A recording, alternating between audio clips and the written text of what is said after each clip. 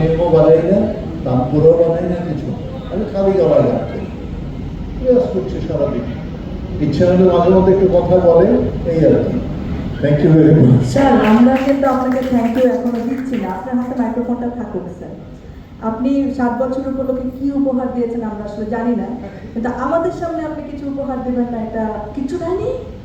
আরে অনেক বড় অভিযোগ আছে বিচার আছে। এসব মানে এই বোকামি প্রশ্ন করো, বোকামি হয়ে গেল না। আমাদের তো ভালোবাসা অসীম। হ্যাঁ, না জীবনটাই নাই, এত বড় স্বার্থ, পৃথিবীর সবাই স্বার্থপর, যার যার জীবন সে বাঁচাবে, ওটা কেউ দেবে না। তবে অবশ্যই ভালোবাসাটা নিঃস্বার্থভাবে দিয়েছে। না না, এখন এগুলো চলবে না।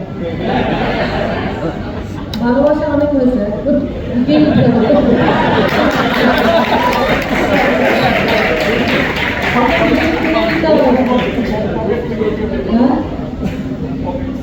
পকেটে কিছু নেই।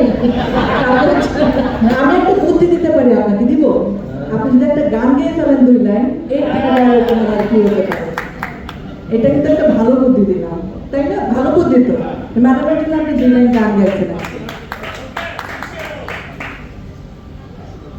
1 লাইন। তাহলে ম্যাডাম কি কোনো গান গাইবেন আজকে স্যারের জন্য? আজকে তো স্যারেরও একটা বিশেষ দিন, 52 বছর তার চলচ্চিত্রের জীবনে। ওর জন্য কেন গাইবো? কোনো গিফট দেয়নি। দিতেও পারে বাড়িতে সারপ্রাইজ। আমি ওখানে গিয়ে বসি। Thank you. অনেক ধন্যবাদ স্যার। এবার বরং আমরা গানেই যাই।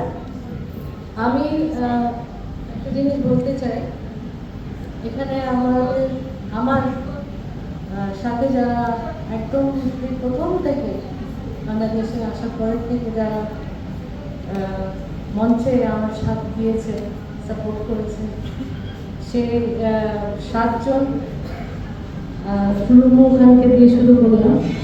ও এখন অবশ্য বাজাচ্ছে না, সাদেকানেই আছে।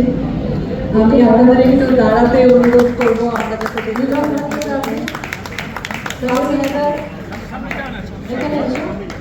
আমি যদি ম্যাডামের পাশে যদি আপনারা এসে দাঁড়ান, আমরা এই জিনিসটাকে আসলে ফ্রেমে বন্দি করতে পারি।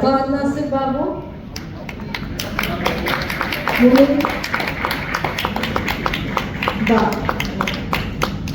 ইমনও বাজিয়েছে আমার সাথে, মানাম বাজিয়েছে, এখানে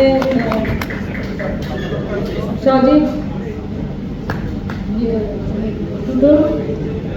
সবাই আসলে বাজিয়েছে।